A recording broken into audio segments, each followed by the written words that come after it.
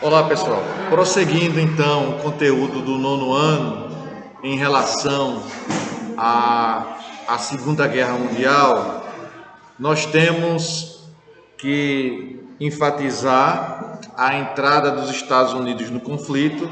Essa entrada se deu mediante, como eu já afirmei a vocês, mediante ao ataque japonês à base americana de Pearl Harbor, não é? E após esse ataque americano, a comunidade do país, o parlamento, o Congresso Nacional norte-americano, viu agora a necessidade de adentrar no conflito. E a entrada dos Estados Unidos será determinante para a vitória dos aliados. E os Estados Unidos vão, juntamente com a União Soviética, fazer um fechamento das tropas de cada país para dificultar cada vez mais o avanço nazista, não é? Dificultando cada vez mais o avanço nazista e procurar mostrar ali toda a força que esses dois países estavam representando.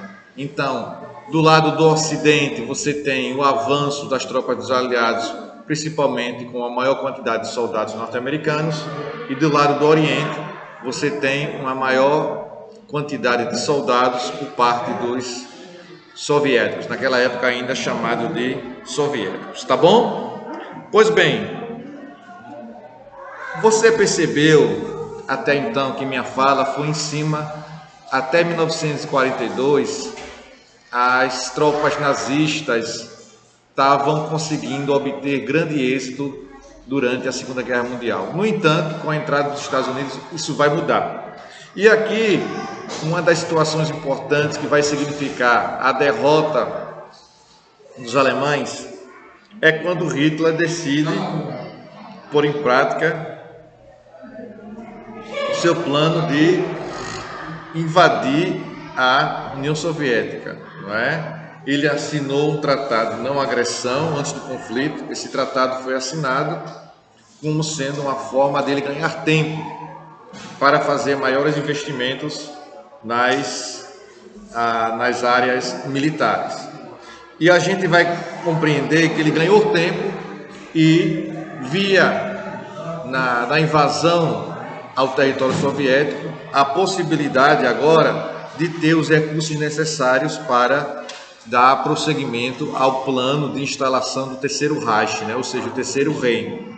Já a gente pode perceber isso, e o livro vai fornecer essa informação, que essa ideia de invadir a União Soviética já estava no livro que ele escreveu quando estava preso, um livro chamado Mein Kampf, ou seja, a tradução do alemão para o português como sendo a minha luta.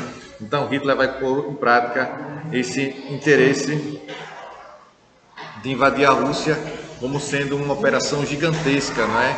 Em relação à quantidade de soldados invadidos. Pois bem,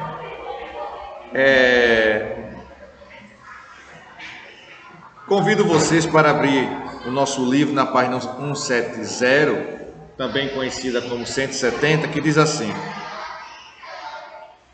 em junho de 1941, foi decisiva, em 41, a despeito do pacto firmado com Stalin, Hitler invadiu a União Soviética com mais de 3 milhões de soldados em 1925.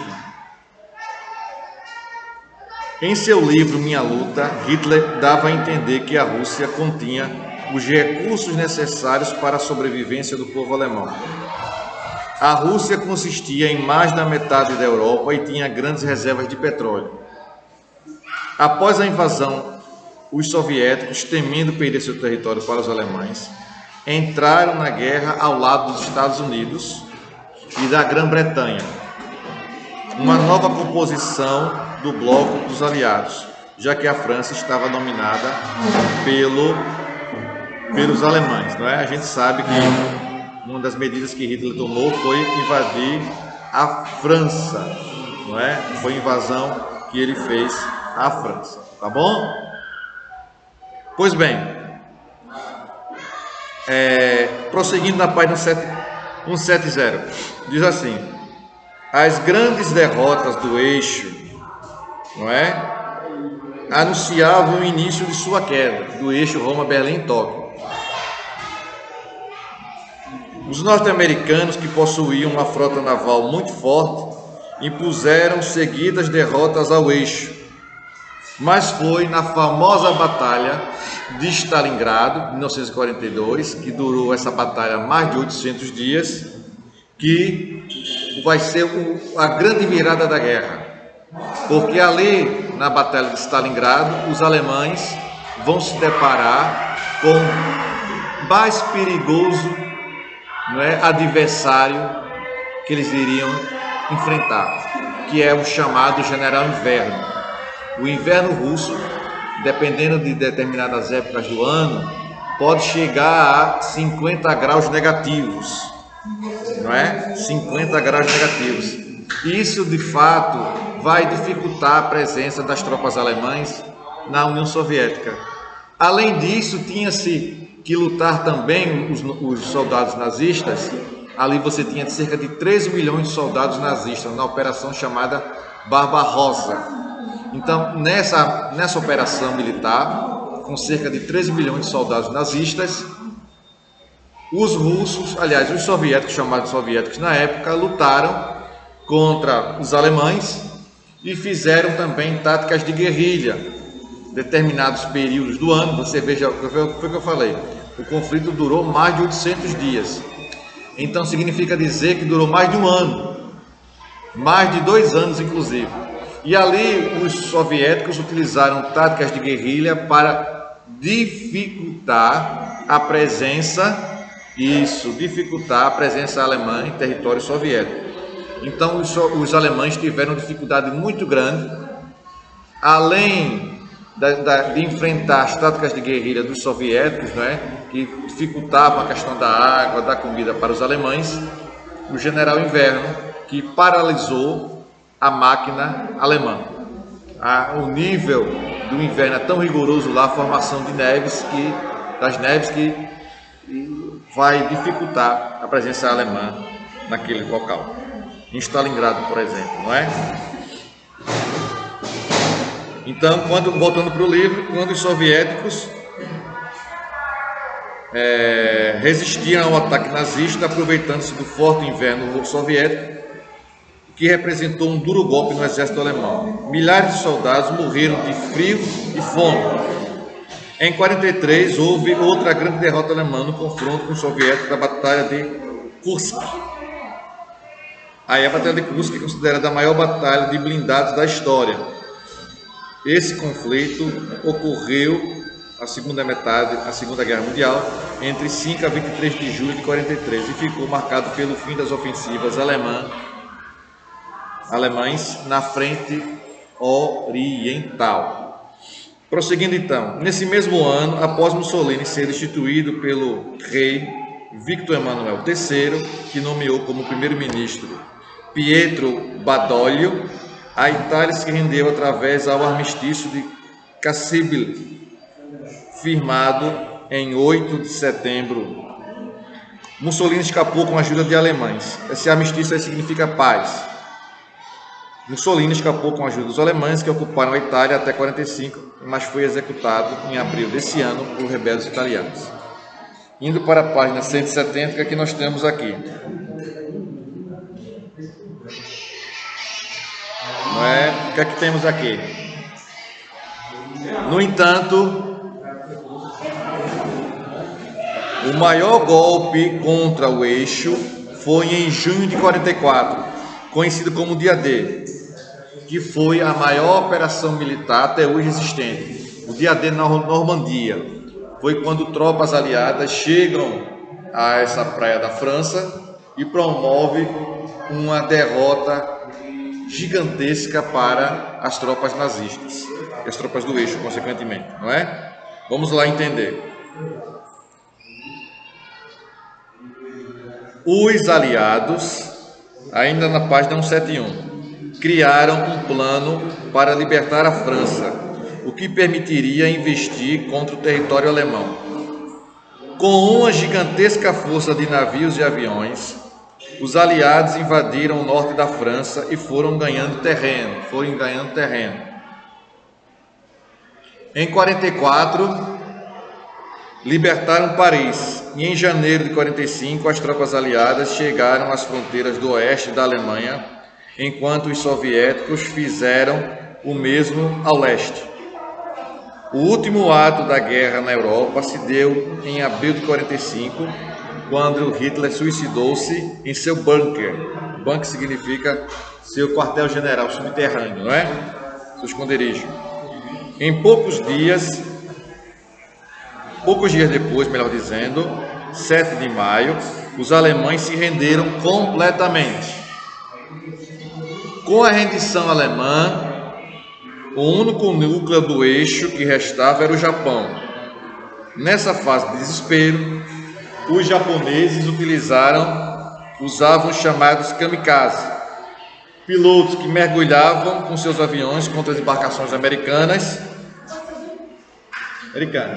Por terra, os japoneses mantinham sua resistência nas ilhas do Japão, visando acelerar o fim do conflito, já que os japoneses tinham como código de honra jamais se render e nunca entregar sua pátria. Os Estados Unidos usaram um recurso extremo, muito lamentável, não é? Que jogaram bombas atômicas em 2 cidades japonesas, que não havia necessidade para isso. A guerra estava praticamente definida a favor dos aliados. No entanto, os norte-americanos lançaram 2 bombas no território japonês, na cidade de Hiroshima, uma bomba atômica, e depois em Nagasaki. Tá bom? Mataram entre 140 a 200 mil pessoas. Vamos para a página 172, ainda falando sobre a Segunda Guerra Mundial e sobre as consequências dela. Tá bom? Muito bem. As consequências da Segunda Guerra Mundial. 172.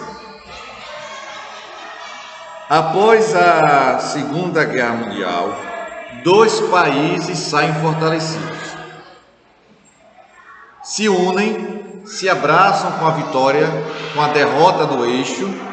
Quem é que se abraçam? Se unem e depois se abraçam comemorando a vitória dos aliados sobre o eixo. 2 nações que representavam ali 2 sistemas. Os norte-americanos, que representavam o sistema capitalista, e os soviéticos, que representavam o sistema socialista. Se abraçaram, comemoraram juntos, muita festa, final da Segunda Guerra Mundial, obtiveram êxito nos seus objetivos. No entanto, terminava-se uma guerra e começava-se outra. Qual é a outra guerra que estava começando? Muito bem, estava começando a Guerra Fria, a guerra ideológica, a guerra política, a guerra de ameaça, a guerra cultural, a guerra militar entre 2 países, essa Guerra Fria. Estados Unidos, mais uma vez eu falo, Estados Unidos representando o capitalismo e a União Soviética representando o socialismo, não é? Vamos lá, voltar para o nosso conteúdo aqui, do nosso livrinho. Após a Segunda Guerra, 2 países se fortaleceram bastante: a União Soviética e os Estados Unidos, que logo dividiriam as áreas de influência, dando início à chamada Guerra Fria. Isso foi consolidado em 2 conferências: a Conferência de Yalta e a Conferência de Potsdam. A Conferência de Yalta criou de fato a Organização das Nações Unidas, a ONU, que teria a responsabilidade de manter a paz, evitando que uma possível 3ª Guerra Mundial venha a acontecer, não é? Essa conferência ocorreu em fevereiro de 45. Na cidade de São Francisco, nos Estados Unidos. 50 nações, ali assinaram a Carta das Nações Unidas, formando a Assembleia Geral, o Conselho de Segurança, o Secretariado, o Conselho Econômico e a Corte Internacional de Justiça, com a função de manter a ordem mundial. Nessa mesma conferência ficou definida a liberdade para os soviéticos atuarem em todo o leste europeu, inclusive incorporando várias nações a seu território. Tá bom? Na página 173 nós temos assim: isso foi na conferência de São Francisco. Na conferência de Potsdam, na Alemanha, em junho de 45, reuniu a União Soviética, a Grã-Bretanha e os Estados Unidos para criar as punições a serem impostas às nações que compunham o eixo. As principais punições foram, 2 pontos, atenção aí para essas punições: divisando o território alemão em 4 partes, cada parte ficando sob domínio da França, da Inglaterra, dos Estados Unidos e da União Soviética. Então o território alemão ficou dividido em 4 partes, uma parte para a Inglaterra, para a França, para a União Soviética e para os Estados Unidos. Pagamento de 20 milhões de dólares, devolução da cidade de Danzig à Polônia, que também foi chamada de Gdansk, já foi chamada de Gdansk. É ali onde fica o corredor polonês. Outra punição: redução das tropas da Alemanha, bem como diminuição do seu armamento e destruição de todas as fábricas de armas de guerra. Tá bom? Bem, pessoal, com essas punições às nações derrotadas na Segunda Guerra Mundial, eu estou concluindo a aula de hoje. Na próxima aula nós vamos tratar dos campos de concentração, do julgamento de Nuremberg e da participação brasileira na Segunda Guerra Mundial. Certo? Um forte abraço para vocês. Tchau, pessoal.